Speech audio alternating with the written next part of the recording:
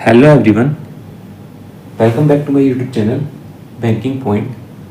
Friends, I hope आप सभी काफ़ी अच्छे होंगे और आप सभी की प्रिपरेशन काफ़ी अच्छे से चल रही होगी।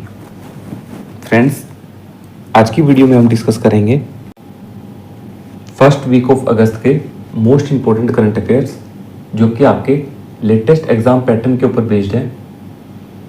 एग्जामिनर किस तरीके से क्वेश्चंस की फ्रेमिंग करता है, किस तरीके से आपकी ऑप्शंस की फ्रेमिंग करता है, सभी चीज़ों को ध्यान में रखकर आज के करंट अफेयर्स आप सभी के लिए एमसीक्यू फॉर्म में प्रिपेयर किए गए हैं। आप सभी हर एक क्वेश्चन को ध्यान से समझना, किस तरीके से एग्जामिनर क्वेश्चन फ्रेम करता है, किस तरीके से आपको ऑप्शंस मिलते हैं। तो चलिए फ्रेंड्स, हम शुरू करते हैं।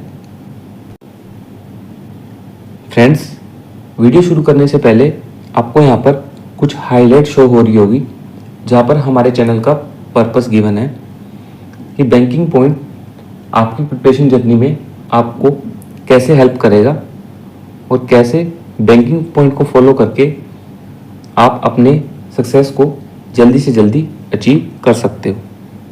तो चलिए फ्रेंड्स, हम शुरू करते हैं। फर्स्ट क्वेश्चन है आपके पास, which of the following is not a member of BIMSTEC, यानी कि इसमें से कौन सी कंट्री आपकी बिम्स्टेक की मेंबर नहीं है।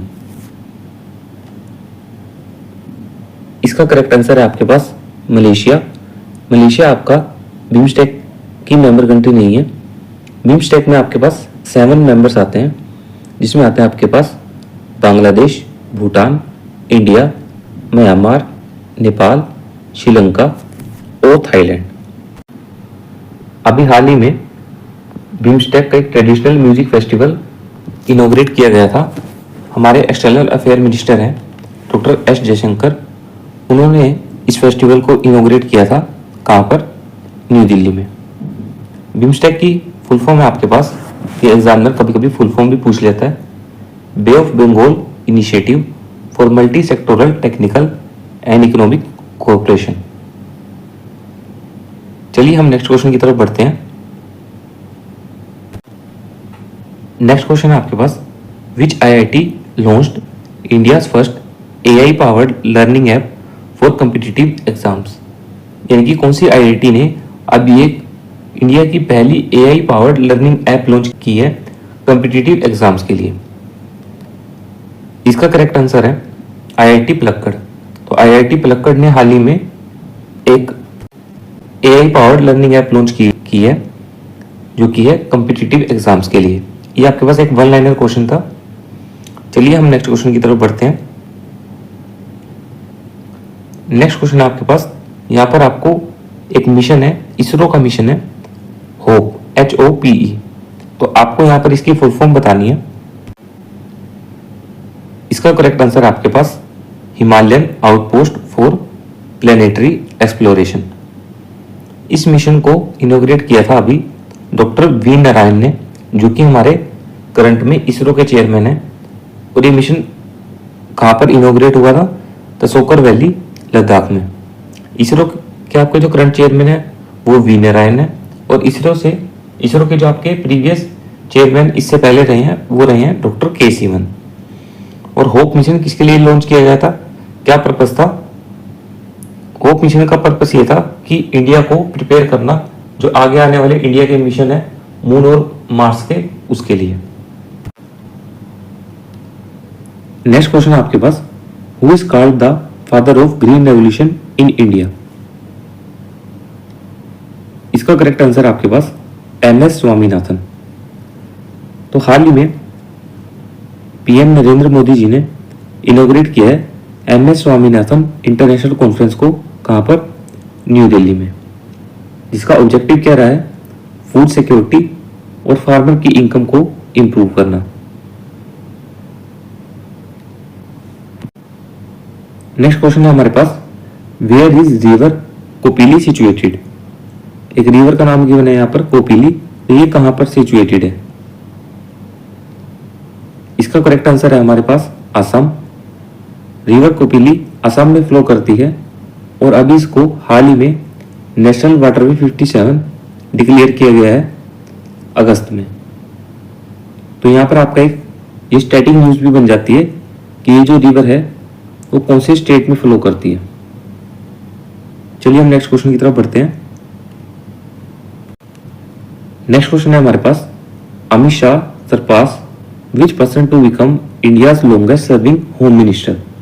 यानी कि जो हमारे होम मिनिस्टर है अमित शाह जी, उन्होंने अभी किस व्यक्ति को सरपास किया है, किस पर्सन को सरपास किया है और वो बन गए हैं अब इंडिया की लॉन्गेस्ट सर्विंग होम मिनिस्टर। इसका करेक्ट आंसर है हमारे पास LK अडवाणी। अमित शाह हमारे होम मिनिस्टर बने थे 2019 में, जब आर्टिकल 370 को भी एब्रोगेट किया गया था, और अब वो LK अडवाणी जी को सरपास करके इंडिया के लॉन्गेस्ट सर्विंग होम मिनिस्टर बन गए हैं। नेक्स्ट क्वेश्चन है हमारे पास, India first 1 megawatt green hydrogen plant in the port sector is at. यानी कि इंडिया का पहला 1 मेगावाट का ग्रीन हाइड्रोजन प्लांट अभी लगाया जा रहा है, तो वो कौन से पोर्ट पर लगाया जा रहा है। एग्जामिनर कंफ्यूज करने के लिए आपको रिसेंट में जो पोर्ट रहे होंगे वो ऑप्शंस आपको दे सकता है, जैसा मैं आपको यहाँ पर स्लाइड पर शो कर रहा हूँ। इसका करेक्ट आंसर है हमारे पास कांडला पोर्ट, जो कि हमारा गुजरात में पड़ता है। तो इंडिया का पहला 1 मेगावाट का ग्रीन हाइड्रोजन प्लांट लगाया जा रहा है कांडला गुजरात में, और ये सपोर्ट करेगा इंडिया का जो नेट जीरो एमिशन का टारगेट है जो इंडिया अचीव करना चाहता है 2070 तक। क्योंकि एग्जामिनर आपको एग्जाम में टारगेट भी पूछ सकता है, तो इसलिए आपको ये चीज भी ध्यान में रखनी है। चलिए हम नेक्स्ट क्वेश्चन की तरफ बढ़ते हैं। नेक्स्ट क्वेश्चन आपके पास, निसर एक सैटेलाइट है, इसको कहां से लॉन्च किया गया है। सबसे पहले आपको ये पता होना चाहिए कि निसर सैटेलाइट किसकी है, ठीक है। लेकिन यहाँ पर क्वेश्चन में आपसे ये पूछा गया है कि इस सैटेलाइट का लॉन्च सेंटर कौन सा है, ये सैटेलाइट कहां से लॉन्च की गई है। इसका करेक्ट आंसर है आपके पास सतीश धवन स्पेस सेंटर श्रीहरिकोटा, जो कि आपका आंध्र प्रदेश में पड़ता है। और जो निसर आपकी सैटेलाइट है वो नासा और इसरो दोनों ने मिलकर बनाई है, और ये एक अर्थ ऑब्जर्वेशन सैटेलाइट है। कि एग्जामिनर आपसे ये भी पूछ सकता है कि ये सैटेलाइट क्या काम करती है, ठीक है। तो इस सैटेलाइट को लॉन्च किया गया है श्रीहरिकोटा, जो कि आपका आंध्र प्रदेश में पड़ता है। नेक्स्ट क्वेश्चन आपके पास, व्हाट इज कवच। कवच क्या है, क्योंकि हाल ही में अभी कवच 4.0 लॉन्च हुआ था, ठीक है। तो एग्जामिनर आपसे यहाँ पर ये पूछ सकते हैं कि एक्चुअल में कवच है क्या है। इसका करेक्ट आंसर आपके पास इंडिजीनियस रेलवे सेफ्टी सिस्टम। तो कवच एक सेफ्टी सिस्टम है। हाल ही में अभी कवच 4.0 लॉन्च हुआ था, और ये कमीशन हुआ था आपका मथुरा कोटा सेक्शन में। और कवच एक ऑटोमेटिक ट्रेन प्रोटेक्शन सिस्टम है, क्योंकि आप जैसा कि जानते ही हो आजकल हादसे बहुत होते हैं ट्रेन हादसे, तो उसको प्रिवेंट करने के लिए इस सिस्टम को डेवलप किया गया था। कवच एक ऑटोमेटिक ब्रेकिंग सिस्टम भी है, जिससे ऑटोमेटिक ट्रेन में ब्रेक लग जाती है अगर उसे कुछ ना कुछ समस्या लगती है तो। चलिए हम नेक्स्ट क्वेश्चन की तरफ बढ़ते हैं। नेक्स्ट क्वेश्चन है हमारे पास, which state become the first in India to empanel sign languages interpreters under the juvenile justice act 2015। यानी कि इंडिया का ऐसा पहला कौन सा स्टेट है जिसने एम्पैनल किया है साइन लैंग्वेज इंटरप्रेटर को। ये हमारे पास 1 लाइनर क्वेश्चन है। इसका आंसर है हमारे पास पंजाब। तो हाल ही में अभी पंजाब स्टेट है जिसने एम्पैनल किया है साइन लैंग्वेज इंटरप्रेटर को। नेक्स्ट क्वेश्चन है हमारे पास, Maharashtra CM recently launched India first AI powered anganwadi centre in Wadhama village. This village is located in which district. यानी कि यहाँ पर आपसे पूछा गया है महाराष्ट्र के सीएम अभी करंटली कौन है, देवेंद्र फडणवीस। उन्होंने लॉन्च किया है इंडिया का पहला आंगनवाड़ी सेंटर वधामा विलेज। तो ये विलेज किस एरिया में पड़ता है, एग्जामिनर आपसे यहाँ पर ये भी पूछ सकता है कंफ्यूज करने के लिए आपको। तो ये पड़ता है आपका नागपुर में। तो महाराष्ट्र के सीएम ने अभी पहला आंगनवाड़ी सेंटर आपका नागपुर डिस्ट्रिक्ट में अभी लॉन्च किया। तो एग्जामिनर आपको यहाँ पर घुमा के भी दे सकता है क्वेश्चंस को तो ये चीज़ भी आपको ध्यान में रखनी है। नेक्स्ट क्वेश्चन आपके पास, SIMBEX 25 a maritime bilateral exercise was conducted between Indian and which country. यानी कि अभी एक बायलैटरल एक्सरसाइज कंडक्ट की गई थी सिम्बेक्स, ये किन दो कंट्री के बीच में कंडक्ट हुई थी। तो एक कंट्री तो आपकी इंडिया हो गई और दूसरी कंट्री है आपकी सिंगापुर।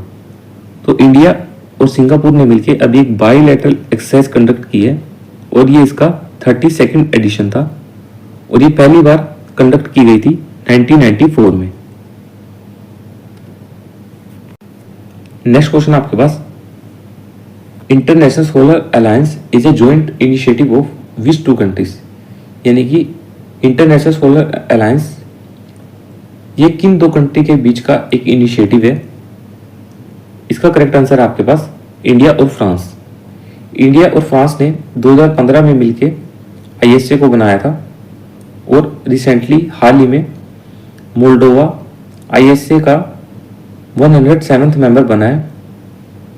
आईएसए का जो हेडक्वार्टर है वो है हमारे पास गुरुग्राम में और आईएसए का जो ऑब्जेक्टिव है वो है 1 ट्रिलियन इन्वेस्टमेंट करना किस चीज में, सोलर सेक्टर में 2030 तक। नेक्स्ट क्वेश्चन है हमारे पास, India and which country conducted their first maritime cooperative activity in the South China Sea. यानी कि इंडिया और किस कंट्री ने मिलकर अभी एक मैरीटाइम कोऑपरेटिव एक्टिविटी की है साउथ चाइना सी में। इसका करेक्ट आंसर है हमारे पास फिलीपींस। इंडिया और फिलीपींस ने अभी एक बायलैटरल मैरीटाइम कोऑपरेटिव एक्टिविटी की है साउथ चाइना सी में और इसमें पार्टिसिपेट किया था आईएनएस दिल्ली, आईएनएस शक्ति और आईएनएस किल्तन ने। चलिए हम नेक्स्ट क्वेश्चन की तरफ बढ़ते हैं। नेक्स्ट क्वेश्चन है हमारे पास, विजाग ये एक प्लेस है जहां पर गूगल प्लान कर रहा है सेटअप करने का एक डाटा सेंटर 1 गीगावाट का। तो ये किस इंडियन स्टेट में है। तो विजाग आपका किस इंडियन स्टेट में पड़ता है। इसका करेक्ट आंसर है हमारे पास आंध्र प्रदेश। तो गूगल ने अभी अनाउंस किया है कि वो $6 बिलियन की इन्वेस्टमेंट करेगा और 1 गीगावाट का एक डाटा सेंटर लगाएगा। कहां पर, विजाग में, जो कि आपका पड़ता है विशाखापट्टनम, आंध्र प्रदेश में। और ये लार्जेस्ट होगा पूरे एशिया में in terms of size and investment. Next question है हमारे पास, according to NITI Aayog report unlocking A $200 billion opportunity which sector is being targeted. यानी कि नीति आयोग की एक रिपोर्ट है अनलॉकिंग ए $200 बिलियन अपॉर्चुनिटी। तो इसमें किस सेक्टर को टारगेट किया गया है। एग्जामिनर आपसे ये भी पूछ सकते हैं। तो इसका करेक्ट आंसर है आपके पास इलेक्ट्रिक व्हीकल्स।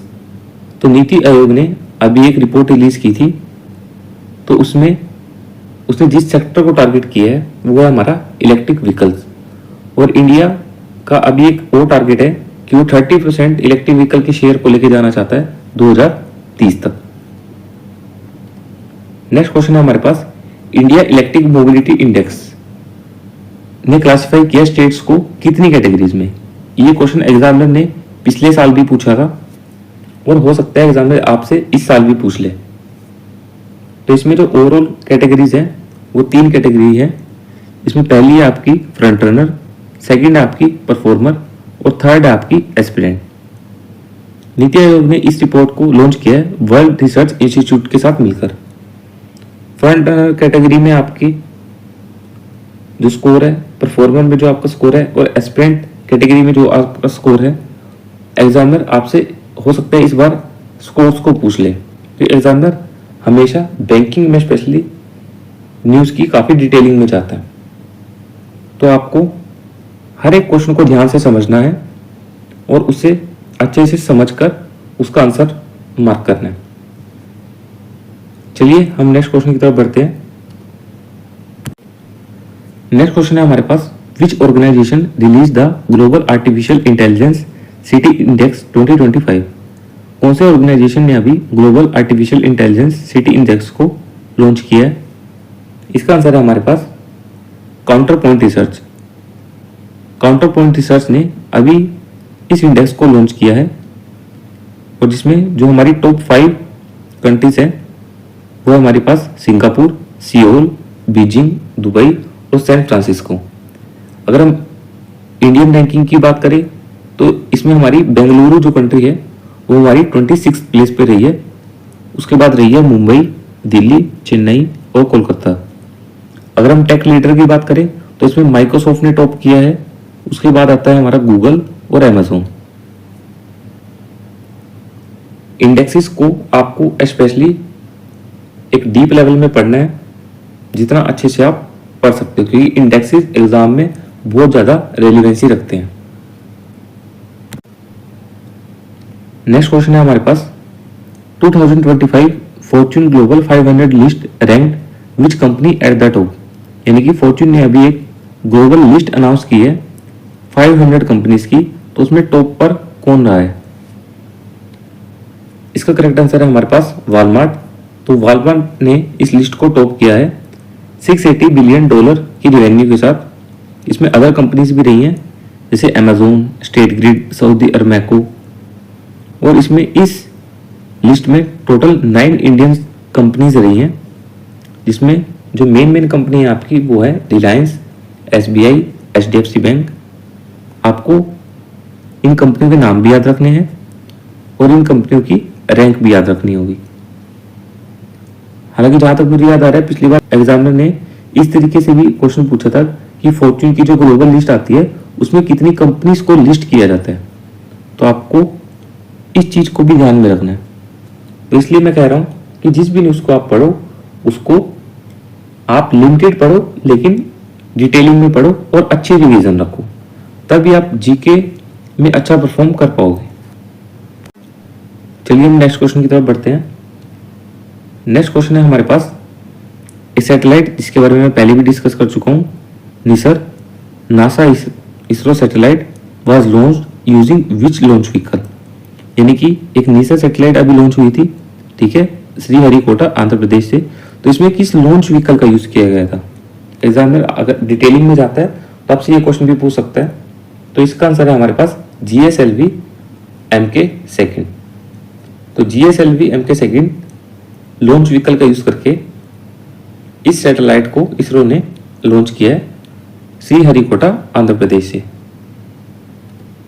नेक्स्ट क्वेश्चन है हमारे पास विच ऑर्गेनाइजेशन लॉन्च द लोक FD फैसिलिटी। यानी कि यहाँ पर ये पूछा गया कि कौन से बैंक ने अभी एक लोक FD फैसिलिटी को लॉन्च किया है। इसका करेक्ट आंसर है हमारे पास एक्सिस बैंक। एक्सिस बैंक ने हाल ही में लोक FD फैसिलिटी को लॉन्च किया है। एक्सिस बैंक के जो हमारे CEO हैं वो हैं अमिताभ चौधरी जी, और एक्सिस बैंक का हेडक्वार्टर है हमारे पास मुंबई में। चलिए हम नेक्स्ट क्वेश्चन की तरफ बढ़ते हैं। नेक्स्ट क्वेश्चन है हमारे पास who is the current chairperson of PFRDA। PFRDA stands for pension fund regulatory and development authority. तो हाल ही में इसके चेयरपर्सन अपॉइंट हुए हैं और उनका नाम है S रमन। S रमन को हाल ही में PFRDA का चेयरमैन बनाया गया है। PFRDA एस्टेब्लिश हुआ था 2003 में और PFRDA का हेडक्वार्टर है आपके पास न्यू दिल्ली में। नेक्स्ट क्वेश्चन है आपके पास who is the chairman of IndusInd bank as of August 2025। यहां पर आपसे पूछा है इंडसलैंड बैंक के चेयरमैन कौन है, तो इसका करेक्ट आंसर है हमारे पास सुनील मेहता। तो सुनील मेहता जी को हाल ही में इंडसलैंड बैंक के हमारे चेयरमैन अपॉइंट हुए हैं, और राजीव आनंद जी हाल ही में हमारे इंडसलैंड बैंक के MD एंड CEO अपॉइंट हुए हैं। एग्जामिनर देखो यहाँ पर आपको क्वेश्चन चेंज करके भी दे सकता है, ठीक है। रिसेंट में जो अपॉइंटमेंट रही हो, फॉर एग्जांपल अगर MD एंड CEO की अपॉइंटमेंट रहती है, तो अगर आपको ऑप्शन में चेयरमैन का नाम भी दे दिया जाता है तो आप वहां पर कंफ्यूज हो जाओगे या जल्दी में आप ऑप्शन को गलत मार्क कर सकते हो। तो आपको हमेशा क्वेश्चन को बहुत ध्यान से पढ़ना है कि क्वेश्चन में पूछा गया है, और ऑप्शन को जब भी आपको टिक करना है तो एक बार टिक करने के बाद भी आपको उसे रिव्यू करना है। यानी कि एक कूल माइंड से आपको जीके को अटेम्प्ट करना है। आप कभी भी जल्दबाजी मत करना जीके को या किसी भी थ्योरेटिकल सब्जेक्ट को सोल्व करने में। हालांकि वैसे किसी भी चीज में जल्दबाजी नहीं करनी चाहिए, लेकिन जल्दबाजी से हो सकता है आप आने वाले क्वेश्चन को गलत कर दो। तो इसलिए ये चीज भी आपको ध्यान में रखनी है। तो इंडसइंड बैंक है उसके हमारे चेयरमैन है सुनील मेहता, और जो एमडी एंड सीईओ जो हाल ही में अपॉइंट हुए हैं वो हुए हैं राजीव आनंद। इंडसइंड बैंक फाउंड हुआ था 1994 में, और इंडसइंड बैंक का हेडक्वार्टर है हमारे पास मुंबई में। नेक्स्ट क्वेश्चन है हमारे पास, which bank launched Aadhaar based face authentication for customer transaction, यानी कि कौन से बैंक ने अभी हाल ही में Aadhaar based face authentication facility को लॉन्च किया है। इसका आंसर है हमारे पास IPPB, India post payment bank. तो इंडिया पोस्ट पेमेंट बैंक ने हाल ही में Aadhaar based face authentication facility को लॉन्च किया है अक्रॉस इंडिया। आईपीपीबी का हेडक्वार्टर हमारे पास न्यू दिल्ली में, और आईपीपीबी बना था 2018 में। नेक्स्ट क्वेश्चन है हमारे पास, विच इंश्योरेंस कंपनी लॉन्च्ड शुभ शक्ति ए वुमेन फोकस्ड इंश्योरेंस प्लान, यानी कि अभी हाल ही में किस इंश्योरेंस कंपनी ने शुभ शक्ति जो एक वुमेन फोकस्ड इंश्योरेंस प्लान है उसको लॉन्च किया है। तो इसका करेक्ट आंसर है हमारे पास टाटा एआईए लाइफ इंश्योरेंस। तो Tata AIA life insurance company ने अभी हाल ही में एक वुमेन्स के लिए एक शुभ शक्ति नाम का इंश्योरेंस प्लान लॉन्च किया है। टाटा एआईए का हेडक्वार्टर है हमारे पास मुंबई में, और टाटा एआईए वो एक ज्वाइंट वेंचर है टाटा सन्स और एआईए ग्रुप का, और जो हमारा एआईए ग्रुप है वो हमारा हांगकांग में बेस्ड है। नेक्स्ट क्वेश्चन है हमारे पास, which of the following is not recognised as a payment aggregator by RBI as of August 2025, यानी कि इसमें से कौन सा एक पेमेंट एग्रीगेटर नहीं है। इसका करेक्ट आंसर है हमारे पास गूगल पे। गूगल पे हमारा एक पेमेंट एग्रीगेटर नहीं है। आरबीआई रेगुलेट करता है पेमेंट एग्रीगेटर को under payment and settlement act 2007। जो हमारे पास पेमेंट एग्रीगेटर हैं जिनको आरबीआई से लाइसेंस मिला हुआ है वो है हमारे पास पेयू, रेज़ोर पे, फोन पे, cash free and pine lamps. इसके अलावा और भी काफ़ी सारे हैं। जो पेमेंट एग्रीगेटर होते हैं उन्हें पेमेंट एग्रीगेटर होने के लिए जो मिनिमम नेटवर्थ मेंटेन करनी होती है वो होती है हमारे पास 25 करोड़। ये भी आपको ध्यान में रखना है कि एग्जामिनर यहाँ से भी आपसे क्वेश्चन पूछ सकता है। एग्जामिनर आपसे ये भी पूछ सकता है कि पेमेंट एग्रीगेटर होते कौन है। तो जो भी मैं यहाँ पर न्यूज़ आपको कवर करवा रहा हूँ आपको बाद में उसे डिटेलिंग में ज़रूर पढ़ना है कि एग्जामिनर यहाँ से डेफिनेटली आपके एग्जाम में क्वेश्चन पिक करेगा। नेक्स्ट क्वेश्चन है हमारे पास, which of the following correctly defines a special rupee vostro account. इसका आंसर है हमारे पास option number B, an account foreign banks hold in India in rupees, यानी कि स्पेशल रूपी वोस्त्रो अकाउंट वो अकाउंट होता है जो फॉरेन बैंक्स खोलते हैं इंडिया में ताकि वो रुपीज में ट्रांजैक्शन कर सकें, कि इससे फॉरेन बैंक्स को इंडिया में ट्रांजैक्शन करना काफी इजी हो जाता है।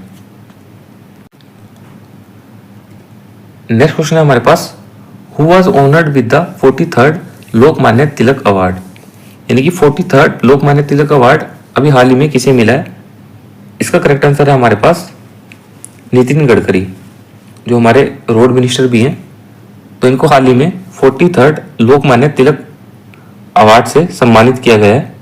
लोकमान्य तिलक अवार्ड 1983 में इंस्टीट्यूट किया गया था। चलिए हम नेक्स्ट क्वेश्चन की तरफ बढ़ते हैं। नेक्स्ट क्वेश्चन है हमारा, world breastfeeding week is observed globally on which date, यानी कि world breastfeeding week globally कौन सी डेट को मनाया जाता है। इसका करेक्ट आंसर है हमारे पास ऑप्शन नंबर बी, 1 to 7 अगस्त। तो वर्ल्ड ब्रीस्ट फीडिंग वीक 1 से 7 अगस्त तक मनाया जाता है। और इस बार की जो थीम रही है वो रही है invest in breast feeding, invest in the future. आप यहाँ पर इस चीज को ध्यान में रखो कि अगर आपसे एग्जाम में थीम पूछ ली जाती है किसी भी इंपॉर्टेंट डे की तो आपको वहां पर भी ध्यान से आंसर मार्क करना है, क्योंकि एग्जामिनर बहुत स्मार्ट है। वो आपको प्रीवियस ईयर की थीम भी दे देता है और आपको करंट ईयर की थीम भी दे देता है ताकि आप कंफ्यूज रहो। तो इसलिए आपको ये चीज़ें ध्यान में रखनी है।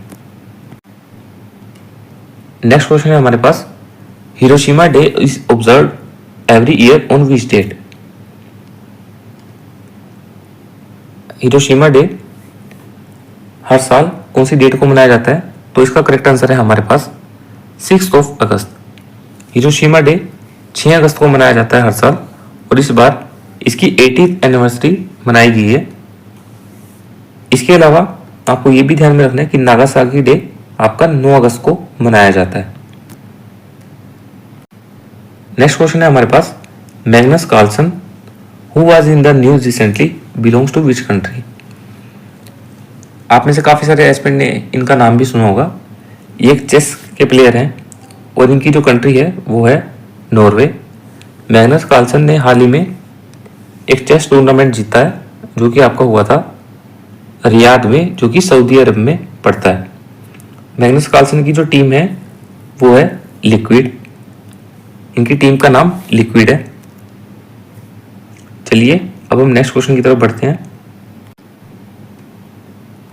नेक्स्ट क्वेश्चन है हमारे पास, इंडिया इंग्लैंड टेस्ट सीरीज का नाम अभी बदलकर 2025 में क्या कर दिया गया है?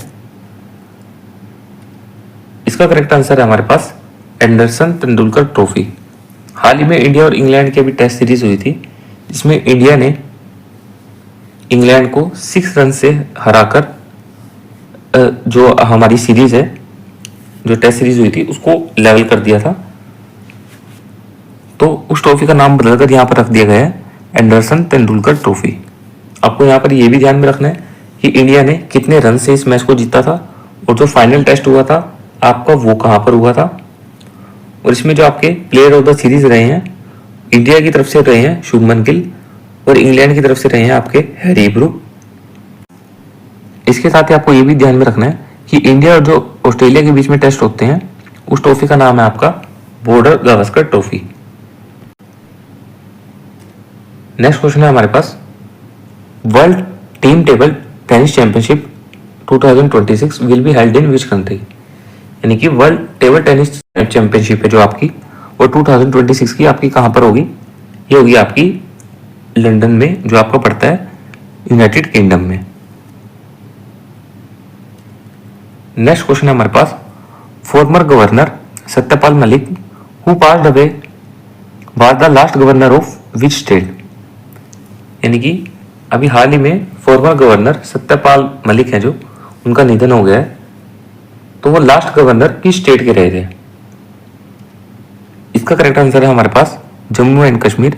सत्यपाल मलिक का हाल ही में निधन हो गया है, और उन्होंने लास्ट गवर्नर सर्व किया था जम्मू एंड कश्मीर में, और आर्टिकल 370 के एब्रोगेशन में इनकी बहुत ही महत्वपूर्ण भूमिका रही थी।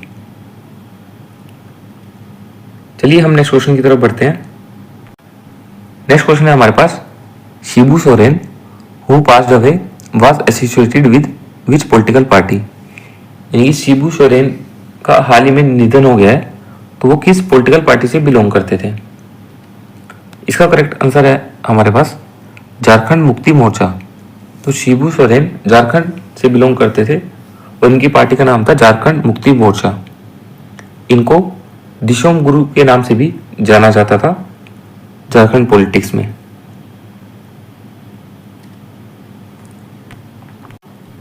नेक्स्ट क्वेश्चन है हमारे पास, who has been appointed as the new vice chief of the army staff in July 2025।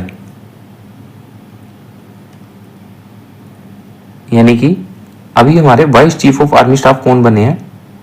इसका करेक्ट आंसर है हमारे पास पुष्पेंद्र सिंह।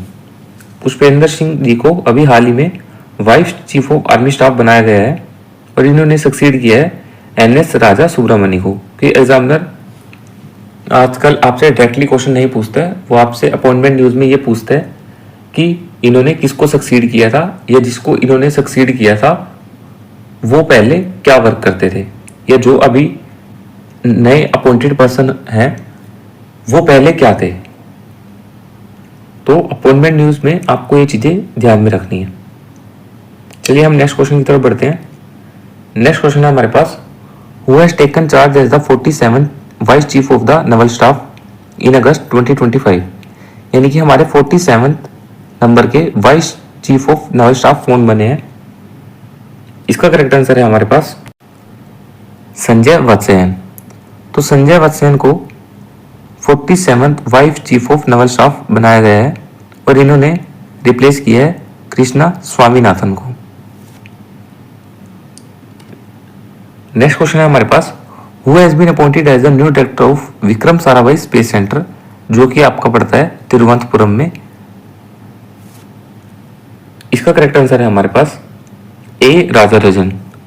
तो सीनियर साइंटिस्ट ए राजाराजन को अभी हाल ही में न्यू डायरेक्टर जनरल बनाया गया है विक्रम साराभाई स्पेस सेंटर का, जो आपका केरल तिरुवनंतपुरम में पड़ता है, और इन्होंने रिप्लेस किया है एस उन्नीकृष्णन नायर जी को। नेक्स्ट क्वेश्चन है हमारे पास, which film won the best feature film award at the 71st national film award. यानी कि कौन सी बेस्ट फीचर फिल्म रही है 71st नेशनल फिल्म अवार्ड में? इसका करेक्ट आंसर है हमारे पास 12th फेल। तो 12th फेल मूवी हमारी बेस्ट फीचर फिल्म रही है 71st नेशनल फिल्म अवार्ड में। इसमें आपको बेस्ट एक्टर भी ध्यान में रखने हैं कि एग्जामिनर आपसे बेस्ट एक्टर बेस्ट एक्ट्रेस जो भी यहाँ पर मेंशन किए गए हैं वो पूछ लेता है। बेस्ट एक्टर आपके रहे हैं शाहरुख खान जवान मूवी के लिए और Vikrant Massey 12th fail movie के लिए। बेस्ट एक्ट्रेस आपकी रही है रानी मुखर्जी। बेस्ट डायरेक्टर जो रहे हैं आपके वो रहे हैं सुदीप्तो सेन द केरला स्टोरी के लिए। और बेस्ट नॉन फीचर फिल्म आपकी रही है flowering man. Best non feature film examiner ने पिछली बार भी पूछी थी, तो आपकी जो अवार्ड की न्यूज़ है आप उसको भी डिटेलिंग में करके जाओ।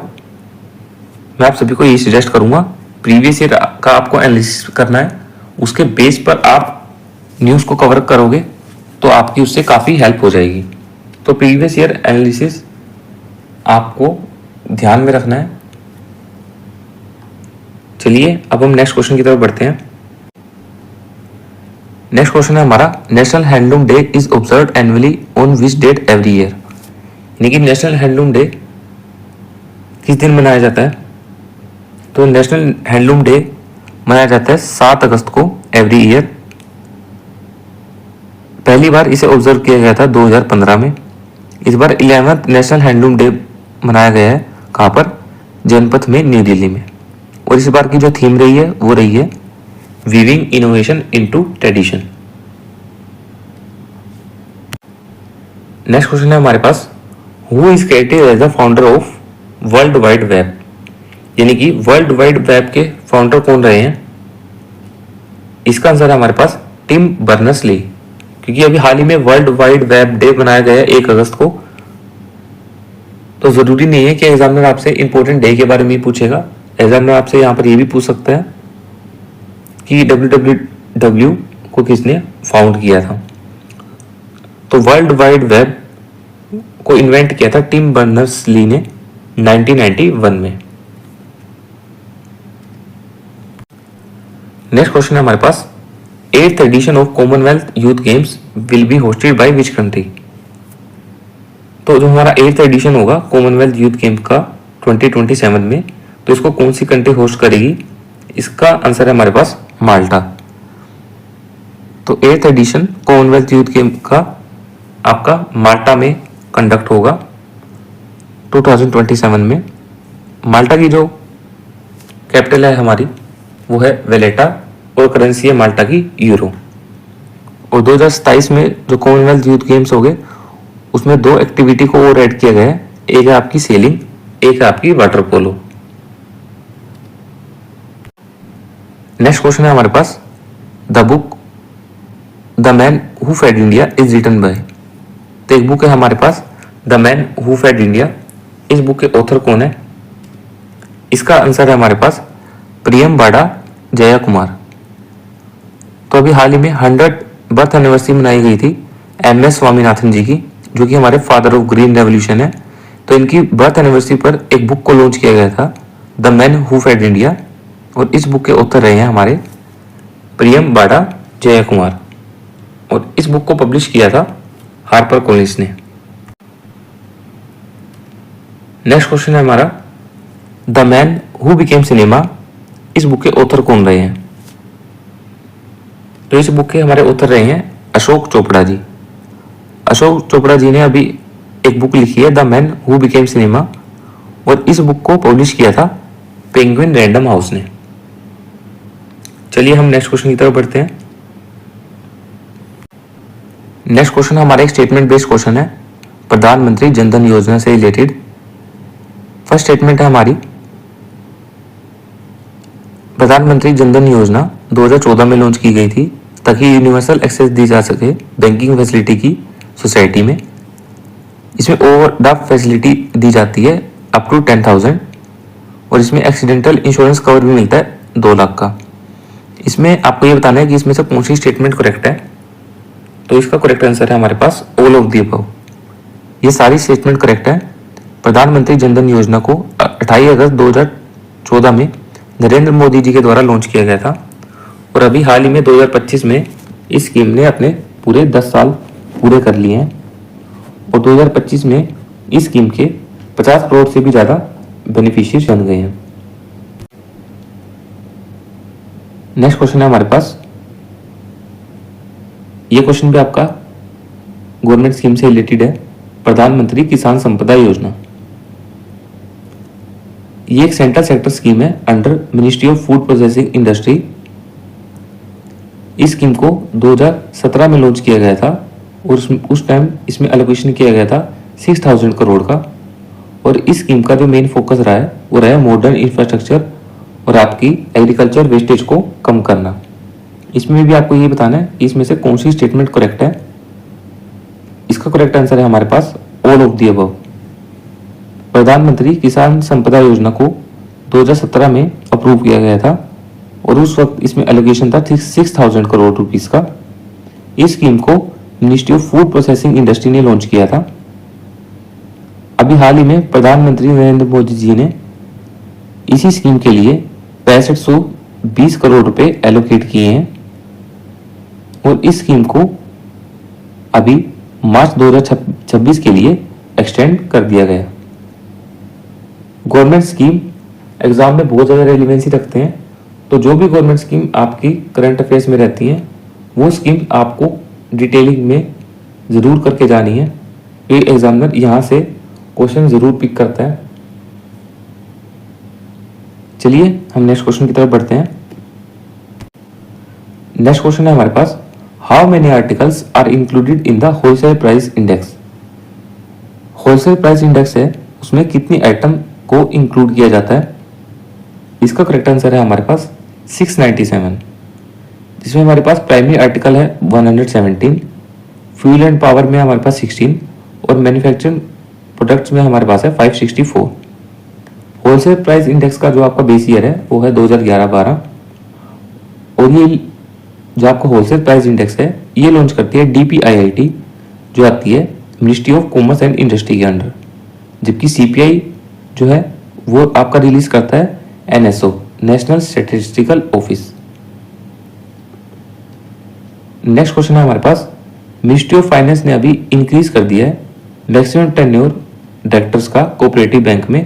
पहले वो 8 साल हुआ करता था, और इसको बढ़ाकर अब 10 साल कर दिया गया है।